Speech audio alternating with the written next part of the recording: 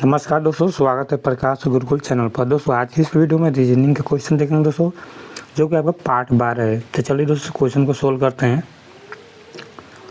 तो दोस्तों यहाँ पहला क्वेश्चन है, नीचे दी गई आकृति में प्रश्न चिन्ह पर संख्या क्या आएगा, यानी इस प्रश्नवाची चिन्ह पर नंबर क्या होगा। तो देखिए दोस्तों यहाँ पर क्या दोस्तों आपका 81 है, इस पर 63 है। तो देखिए यहाँ पर दोस्तों क्या पैटर्न चल रहा है, 9 का अगर स्क्वायर करेंगे तो 9 के स्क्वायर आपको 81 होता है।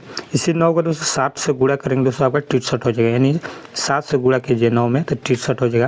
तो अब देखिए यहाँ भी दोस्तों 15 के स्क्वायर करने से आपका क्या होगा दोस्तों 225 हो जाएगा, यानी 15 के स्क्वायर 225 होता है।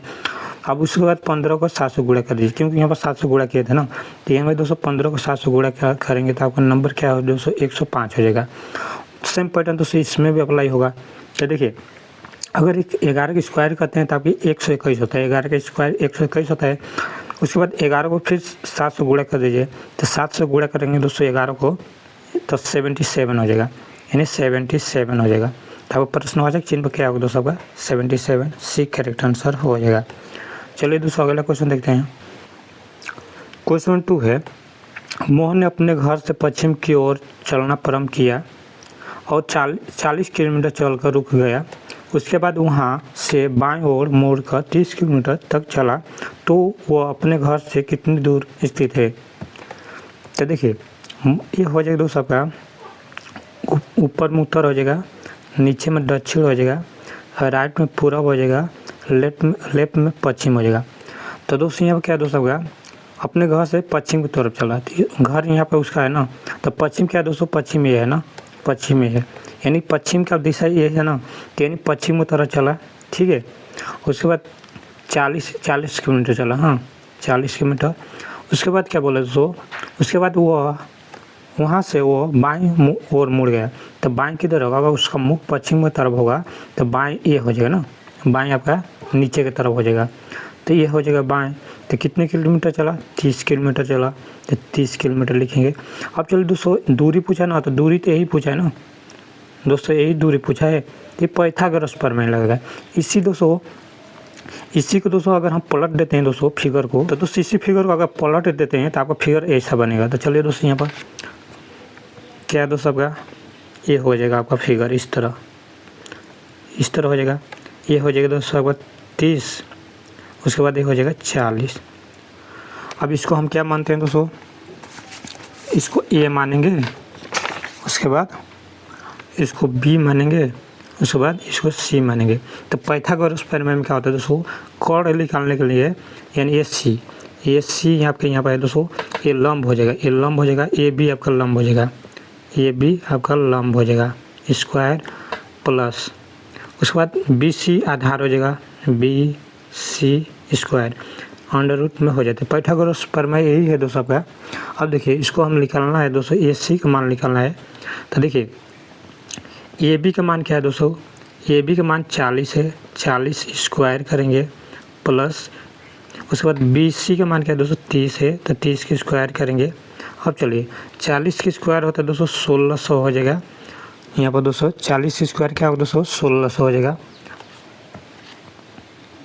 और उसके बाद 30 के स्क्वायर आपका 900 हो जाएगा। अब इसको जोड़ते हैं दोस्तों, देखिए जोड़ेंगे तो नंबर क्या है दोस्तों आपका 2500 आ जाएगा। ए सी का मान क्या हो यहाँ पर दोस्तों आपका 2500 है। अब 2500 का अंडर रूट से बाहर आएगा दोस्तों आपका, तो देखिए आपका 50 हो जाएगा, यानी दोस्तों यहाँ पर ए सी का मान क्या हो दोस्तों आपका 50 हो जाएगा। तो आपका सी करेक्ट आंसर हो जाएगा। तो उम्मीद करता हूँ दोस्तों क्वेश्चन को अच्छी तरह समझ में आया हो दोस्तों। चलिए अगला क्वेश्चन सोल्व करते हैं। तो क्वेश्चन 3 है, ये डी बराबर क्या है 4 है, डी बराबर आपके 4 दिया गया है। तो बी ए डी का मान क्या है 8 है, तो ए एन टी बराबर क्वेश्चन मार्क पर क्या होगा। देखिए दोस्तों डी का अल्फ़ाबेट जो चौथे नंबर पर आता है दोस्तों, इसको 4 लिखा गया है। तो यहाँ पर दोस्तों आपका बी आपका दूसरे नंबर पर आता है, यानी बी का प्लेस वैल्यू क्या आता है दोस्तों 2 होता है। उसके बाद ए का प्लेस वैल्यू क्या है दोस्तों आपका 1 होता है, यानी ये आपका फर्स्ट नंबर पर आता है। तो इसलिए दोस्तों 1 लिखूँगा, और डी के प्लेस वैल्यू क्या है 4, यानी चौथे नंबर पर आता है। अब इसको दोस्तों हमको 8 लाना है ना, तो देखिए इसको गुणा कर देंगे, तो देखिए 2 एकम 2 और 2 में से 4 से गुणा हो जाएगा तो 4 दूनी 8, तो 8 है। सेम पैटर्न दोस्तों इसमें अप्लाई होगा। ए का नंबर क्या है दोस्तों 1 हो जाएगा, यानी फर्स्ट पाता है तो इसलिए दोस्तों 1 होगा। एन आपका 14 नंबर पाता है, प्लेस वैल्यू 14 हो जाएगा। उसके बाद टी का नंबर क्या है दोस्तों 20 हो जाएगा। तो यहाँ पर दोस्तों 14 में 1 से गुणा होगा तो 14 होगा, 14 को 20 से गुणा करेंगे दोस्तों यहाँ पर नंबर क्या आ जाएगा दोस्तों आपका 280 हो जाएगा, 280 हो जाएगा। यानी दोस्तों 14 का अगर 20 से गुणा करेंगे तो 0 0 उसका 4 दूनी 8, 4 दूनी 8 2 0 8 280। तो 280 आपका यहाँ पर गुणा करने से आपका आ रहा है दोस्तों आपका ये सही हो जाएगा। चलिए दोस्तों next question, question number 4। Question number 4 है दोस्तों, नीचे दी गई श्रृंखला को पूर्ण करें, यानी इस प्रश्नवाचक चिन्ह पर क्या होगा। देखिए दोस्तों यहाँ पर 16 के बाद 21 है, तो दोस्तों 16 में प्लस 5 हुआ है। उसके बाद 21 के बाद क्या दोस्तों 7 हुआ है, 7 है ना। तो इस 21 में दोस्तों 3 से डिवाइड कर दीजिए, यानी 7 है। कहने का मतलब दोस्तों अगर 21 को 3 से डिवाइड करते हैं तो 7 3 21 हो जाएगा, यानी 7 बार में जाएगा। समझ रहे हैं दोस्तों, तो यानी 3 से डिवाइड हो रहा है तब जाके यहाँ पर दोस्तों आपका 7 आ रहा है।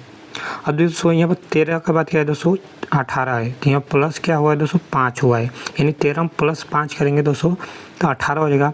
18 के बाद क्या है 6 है, यानी डिवाइड क्या हुआ है दोस्तों 18 में 3 से डिवाइड हुआ है, यानी 6 के 18, यानी 18 को अगर 3 से डिवाइड करेंगे तो आपका 6 बार में जाएगा। 6 कम 6 है, 6 दूनी 12 6 3 18, ये दोस्तों यहाँ पर क्या हो रहा है 6 आ रहा है, यानी 18 को 3 से डिवाइड किए हैं।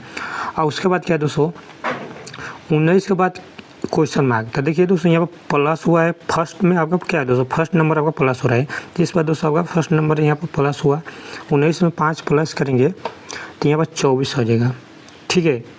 तो दोस्तों इस 24 में 3 से डिवाइड कीजिए, इस 24 में 3 से डिवाइड करेंगे तो नंबर क्या है दोस्तों 8 3 24, यानी 8 का पावर 3 पड़ी 8 है 16 3 24, यानी यहाँ पर दोस्तों आपका 8 हो जाएगा। तो दोस्तों यहाँ पर 24 होगा, यहाँ पर 8 होगा, तो 24 8 आपका आंसर हो जाएगा। तो 24 8 है दोस्तों आपका बी करेक्ट आंसर हो जाएगा। 5 है, क्वेश्चन नंबर 5 है, यदि किसी घड़ी में समय 12:30 हो रहा हो तो दर्पण प्रतिबिंब में समय क्या होगा। देखिए दोस्तों यहाँ पे 11:60 से घटाते हैं ना, तो यहाँ पर दोस्तों 12 यहाँ पर टाइम कितना हो रहा है 12:30 हो रहा है। अब देखिए दोस्तों यहाँ पर घटाते हैं तो 11 में से 12 नहीं जाएगा, 11 में से 12 नहीं जाएगा, तो अब हम क्या करते हैं दोस्तों इस 11:60 को हम क्या लिख सकते हैं 23:60 लिख सकते हैं। समझ में है दोस्तों। अब इसको हम घटाएंगे 12 यहाँ पर दोस्तों, अब इसको घटाएंगे 12:30 को घटा देंगे। अब घटाएंगे दोस्तों तो यहाँ पर क्या बचेगा 60 में से 30 जाएगा तो आपका हो जाएगा 30, उसके बाद 23 में से 12 जाएगा तो आपका 11 हो जाएगा। तो आपका आंसर क्या होगा दोस्तों 11:30 तो आपका बी करेक्ट आंसर हो जाएगा।